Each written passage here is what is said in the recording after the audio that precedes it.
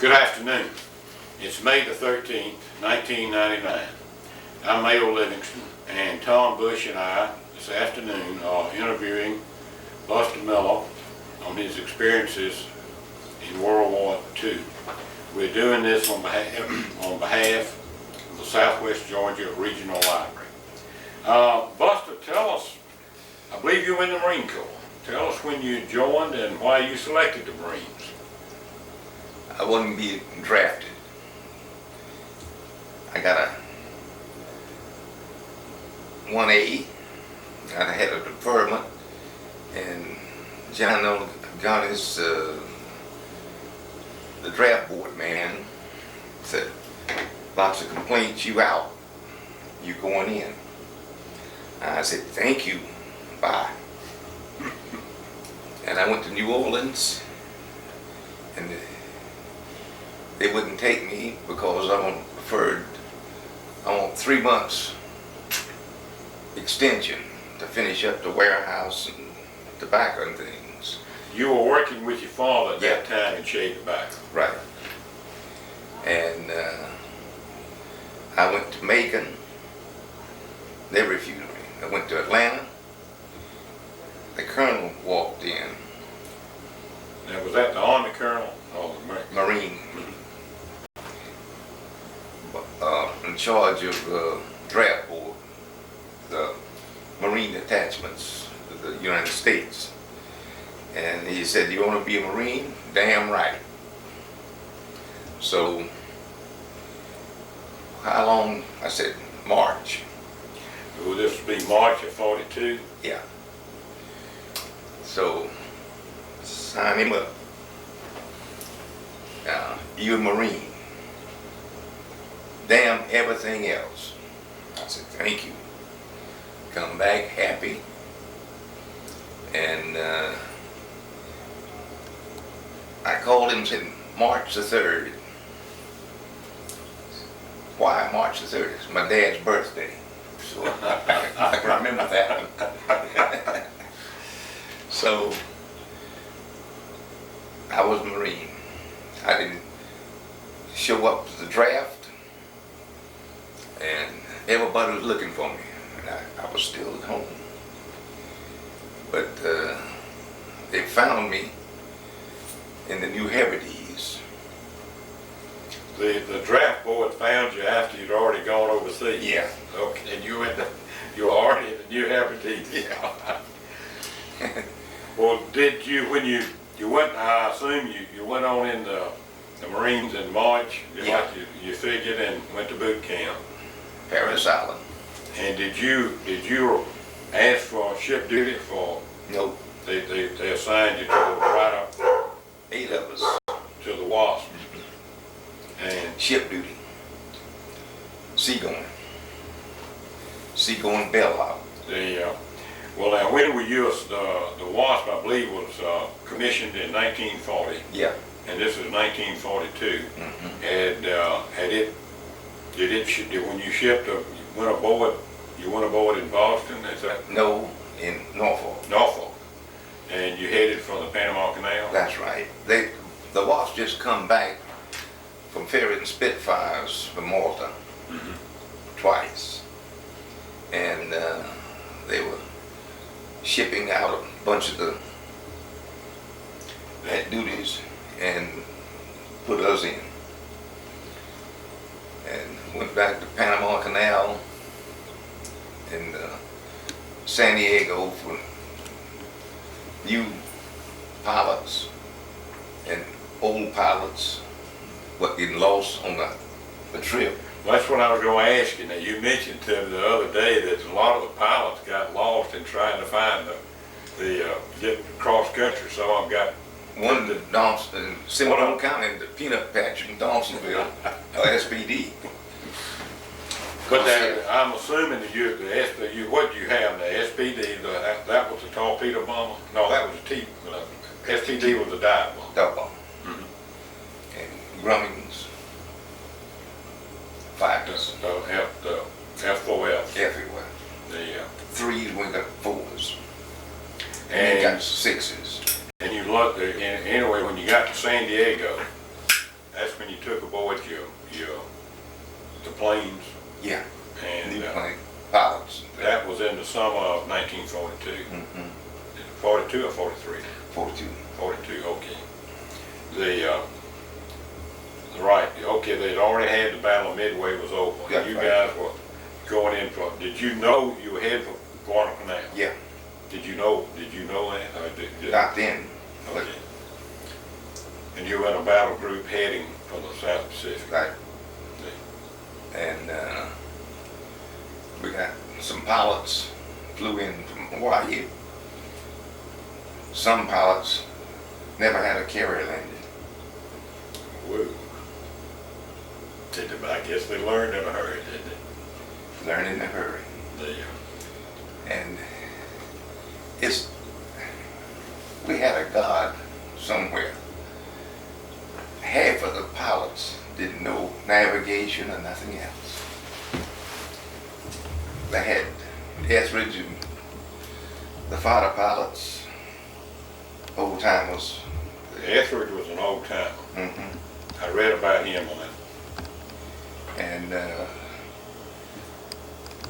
some of the best pilots they put in command, they had to follow leader. What was the first combat that you were in when you got to the South Pacific? Was it Guadalcanal? Guadalcanal. With everything. We had pull into Tonga Taboo, and one of the turbines vibrating things, and we took 5 days, and so it ought to be August the 1st, when August the 7th. And Guadalcanal was in August, wasn't it? Yeah. The first landing. August the 7th and 8th. A Marine detachment, though, have got more than just bellhops. You do more than just what we used to call bellhop duty. I believe you mentioned the other day you actually you had a gunnery. Oh yeah, gunnery. Did you have any training in gunnery? I mean, Not on the way. On the way. But were you ever under attack from Japanese planes? No, not in the Guadalcanal. Yeah. The cover, and they were knocking out everything. It was completely surprise. They were knocking out our stuff. We knocking out. Okay. Well, did some of your planes go ashore? I mean, did they land in Henderson No. Field? Or you Not stayed? there. I mean, you stayed there. Mm-hmm. And I believe that sometime around September the 15th. Tell us about that day. I mean, We were, Admiral Fletcher's in charge of the task force, and he was raising hell, no air cover. Admiral Sherman, Forrest Sherman. we pulling out, take care of the planes, and here they come up Iron Bottom Sound, and radar was just becoming, and the sailor told the admiral, woke up, Admiral Forrester said, got something on the scope. It's a damn cloud, go to sleep. And the Japanese come in point blank and annihilated, just like Pearl Harbor. Yeah. And that's what the Quincy and Penncy and that story of Juneau and all was sunk. Atlanta was sunk. Atlanta. And we were left. The Wasp. And the Hornet was going to rendezvous in 2 days, coming back from Japan. And we were sunk on the 15th, the 16th, over the horizon, the Hornet was there. And they pulled in. We had 1 or 2 planes landed there, the rest had to ditch them. We were hit. You were hit on the 15th. Yeah. I mean, did you have any warning at all? Now, according to what I read in one of these books, some guy said he reported 3 torpedoes on the way. The next thing y'all knew, That's Scott Fowler. yeah, you didn't have any idea that that submarine was out there. Japanese, it was the I-19, one of the big ones. And all 3 torpedoes, did all 3 hit? No, just 2. 2 of them. Yeah. And one underneath. And the damage was done with the aviation fuel. And that's what more officers got killed than enlisted men. Well, tell us why that was now. That they were in their bunks. Yeah. 3 o'clock in the afternoon, taking it easy. Oh, it was 3. I thought it was at night, but it was in the afternoon. And the 3:45 did it hit near officers' country? underneath, here, officers' country right there, And where was the gasoline that caught on fire? right in the bottom. Okay, but it started burning, and Diesel fuel. did you guys realize you were in trouble? Not the next 15 or 20 minutes, didn't know. Now, I believe you said you sent something, they sent to general quarters, and you went to your gun station. We were there. Oh, you were there. We was on duty there. And they tried to put out the fires, and the guy, what was the captain's name? Was it Sherman? It wasn't Forrest Sherman. Forrest Sherman. He was the one that gave the order to abandon ship. Yeah, him and... And it started getting wounded off. Yeah. But you stayed with your gun turret. Stay there. And Captain Dickey, he said, come around, what in the hell we didn't have no orders. Like yard birds. Roosting. Y'all just sitting there, and the fan, I believe you said the fan tail was already up. And y'all were staying by your guns. Yeah. And he said, try aft. We looked up. We come back. We take a chance here in the open. And we sailed off. How far did you have to jump, Buster? It was, it said 100 to 120 feet. I don't know. It was, the screws showing. Yeah. You didn't have any other choice. No. And all you guys hit the water about the same you had on life. Bloom. And you had on life preserve. No. You didn't? I didn't have them. Half of them didn't have them. We had Kurt Katika, 2 hands. You told me about the guy that was buried. And Titman from Massachusetts, he couldn't swim. And we tried to protect them. And Kurt. Was he the one you said that the guy, you told him, he said, he told you, I can't swim, and you said, well, you gonna learn how real quick. You ought to frown son of a bitch you don't take. But he did learn it up to.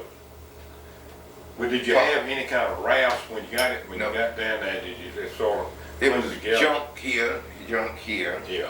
but You had to get away from that thing, though. he has a fire. Oh, okay. Well, We would, and that bunker C was that thick. Oh, the oil, All was it getting on you? It had to. it was fire there. Oh, We would spread through it. and you got through it. Mm-hmm. Did everybody get through it? Yeah. Okay. A bunch left there, but we got through. All right. Well, then, when you got through it, did you have something else to grab to then? I No. mean, you just held up. It was swells about 30 feet, just like this, with paddle, coast, and paddle, traveling Yeah, but I believe you said you were in the water, what, 5 hours? about 5 hours. And the Lansdowne, I read the Lansdowne was Yeah. the one that you got on. The, Had about 500 something. you said 580, I believe, Something like that. got on the Lansdowne. Well, more than that was saved though, wasn't it? Oh, yeah. Salt Lake City was there. Everybody was saved, but about 2,000 was saved. But about 216 were lost. Yeah. What did And you we died, 5 died on the Lansdowne. We had to bury him next morning. Did any of the Marine Company, or did you lose any of them? Yeah. I believe you said the captain. Captain and Kennedy and Fallon is a corporal. And I don't know. Did you lose any from, and people are gonna wonder because they put this in there, did you lose any to sharks? I mean, that you know of? I don't know. But as far as you know, that they climbed up and what happened to the I-19? Did you have any idea? No. It got away, that's the last. And they never made would you know that you said they did they shot another torpedo at Salt Lake City? Or with there was another ship that got hit. The Farragut or something, one of the cans, I can't remember, I used to know it all. With some destroyers. A destroyer. And the battleship Washington, North Carolina, and the Wasp. Did you at the time have any idea of what was happening in Guadalcanal? I mean, did it keep you guys posted? It was touch and go there, whether the No. Marines could have hold on. No supplies. And the Wasp was carried about 200 miles out to protect the ship and things, and sort of as the planes was riding. Okay, all right. After you got back aboard, I think you said you went to, you owned the Lansdowne, you all went to New Caledonia. Is that right? At the Salt Lake City. I mean, transferred Salt Lake to City. Salt Lake You City moved. and went to New Caledonia. And then, did you come home then? Did they let you come home? or About did it- a week or so. We get some transportation. Yeah, okay. And every time I bring a trench troop report, I think the masking line, the old luxury ship from San Francisco picked us up. And you went back. Now, when did you get to know General Bainbridge? You said you you drank coffee and, That's when I got back there, the second time. okay, but they took you back, they sent you back to Guadalcanal. And, That's when Elliot Stevens told me I got to sleep with him, my dad.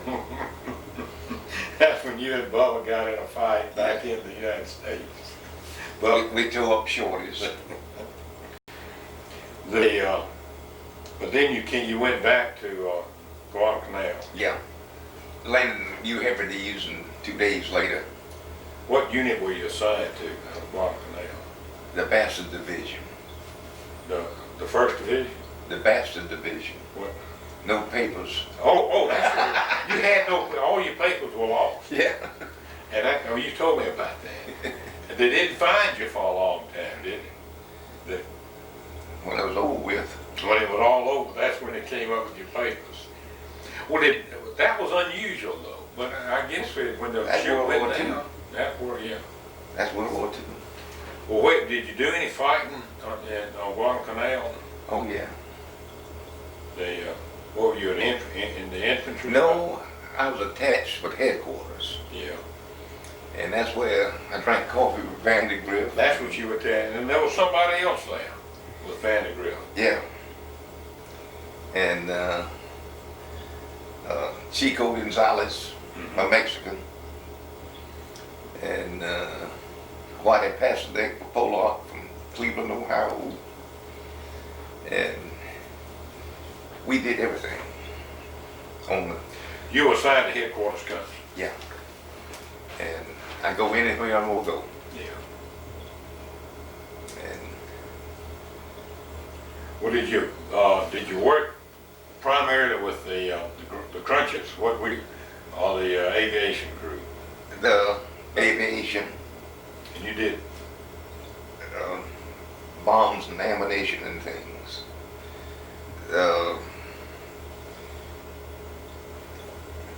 You had totals. Were you a total? I was a total. Some of the pilots was totals too. Particularly the shade tails, the lieutenants. And we had one buddy of the Wasp. He flew in for the Hornet. They gave him a sandwich and gassed him up. And ammunition said Henderson Field. And that new plane come in, Joe Falls said, "Ain't no swab jockey gonna drive that plane around here." Did he take it over? Yeah. Boss? Did you know Joe Falls? Boss? Yeah. The whole damn push.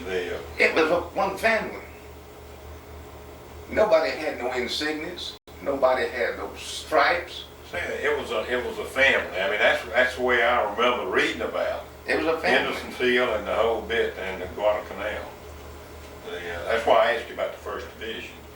And I went skirmishing with Carlson Raiders and the Chesty Puller. That's my buddy. He sit at a table right here and I sit right there. Chester Pull. He eat with us. Well, he what we call a Mustang. He had come up through the Ranks. and he appreciated it. He was a colonel and he was treated like a PFC in the rear rank. Nobody realized, but you didn't have rank. See, that was a smart thing that the officers, they didn't want to have. James Roosevelt pulled that off. Did Roosevelt take his off?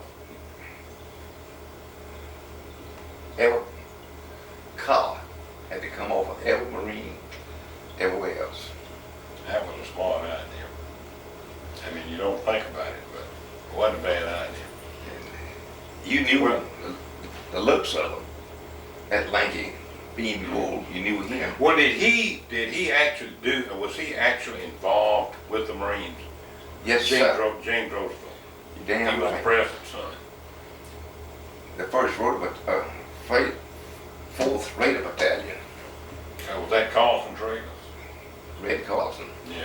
and James Roosevelt. And you went on some skirmishes with them. Did you go with Carlson Trailers? And skirmishing in the Lunga River, Tenerife River. Were you at the Tenerife River when Yeah. they had the big battle there? And I went to Chesapeake, volunteered there. He had 129 men left. 129 men were at the river. Chelsea. Yeah. And he said, "I need some volunteers." He lost 5 men, 6 wounded, and annihilated the whole damn thing. Right. And you annihilated a battalion of Japanese that were trying to cross Yeah. the river, right? Well, mainly through machine gun fire and rifle fire, Yeah. wasn't it? I mean, you didn't have any kind of artillery support. No. At That was stupid. About 6'6" Japanese Marines, sabers. They came charging across the river, and you all waiting for them. Chester Puller was right there. Oh, right in the middle. Well, Well, Chester said, "You son of a guns think you're a Purple Heart. Anybody get a Purple Heart, your mothers get one."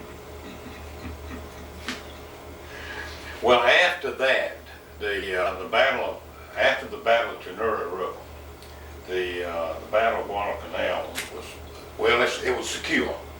Is that right? I mean, It started. Oh, it just kept going. Well, when did you come home after that? After it was over with. After the war was over? No. After Guadalcanal. It was November November 2nd in 43, I think. That's about right. Because you went and you came. That's when the Japanese come in to take over. And that's when Vandergrift said the ammunition dumps got to be destroyed. I said later on. We put a 55-gallon drum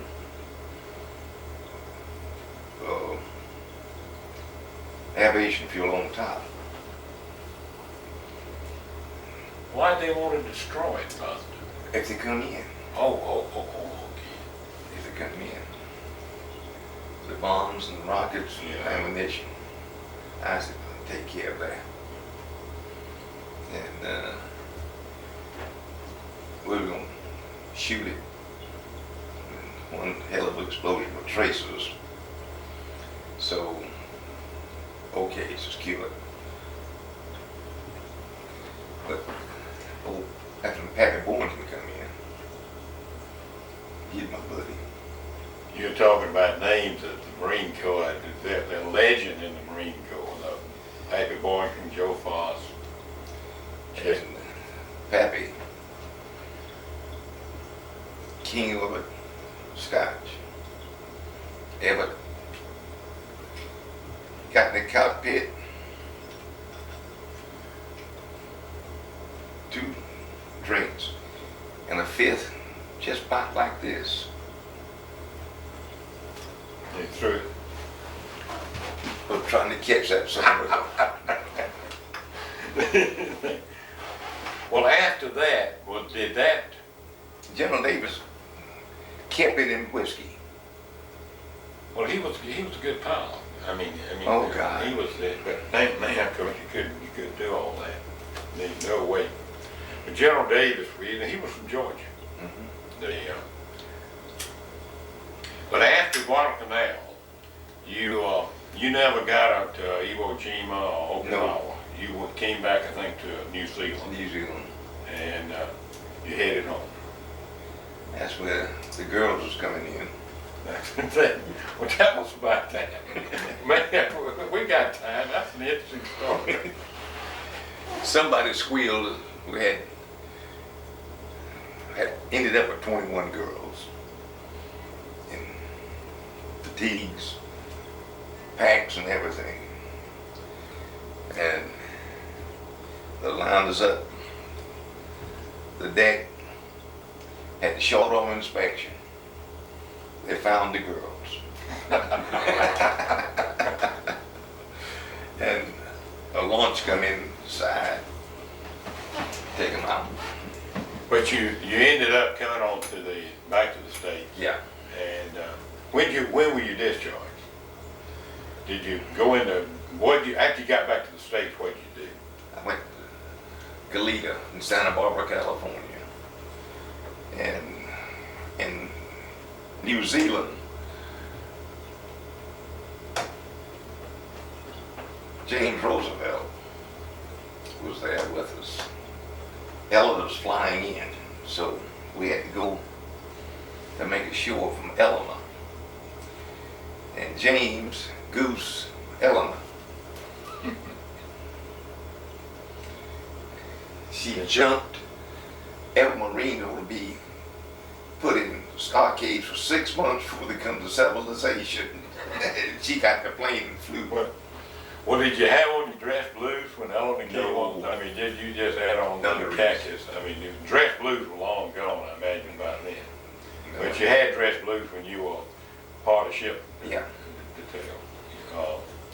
And you came back to that, to Goleta. Galita. Galita?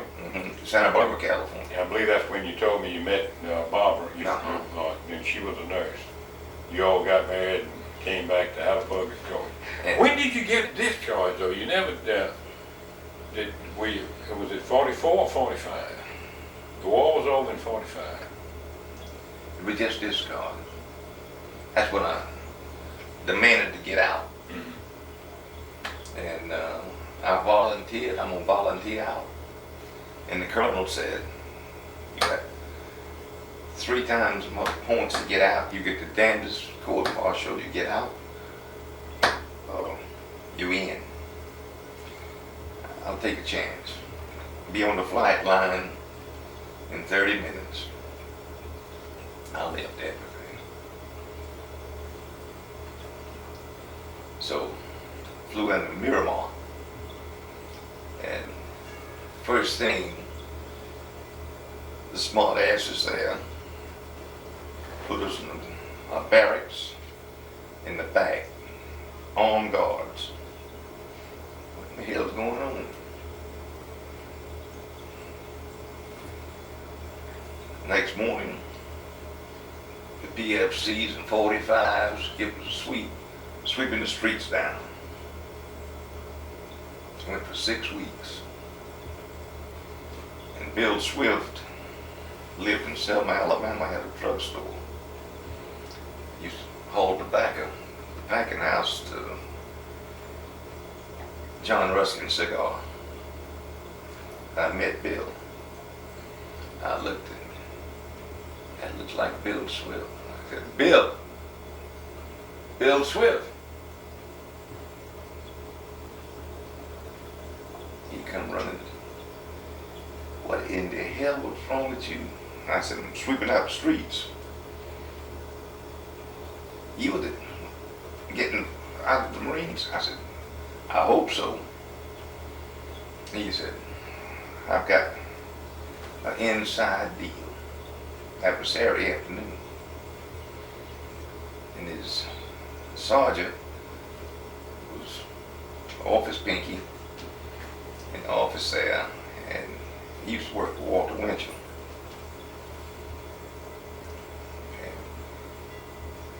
And he called him. And the news last night, Mr. and Mrs. America, what a disgrace. And General Van de Graaff is some of your boys. Sweeping streets. Sweeping streets. Walter Winchell told America about it. Yes. Mr. Winchell. And about 10 o'clock, 10:30, the DC-3s coming in. All the gates been locked. We were, what in the hell's going on? Everybody was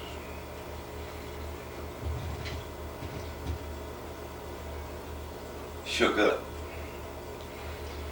And we used to sweep streets right on. And martial law went on there. And every officer in Miramar was all pilots.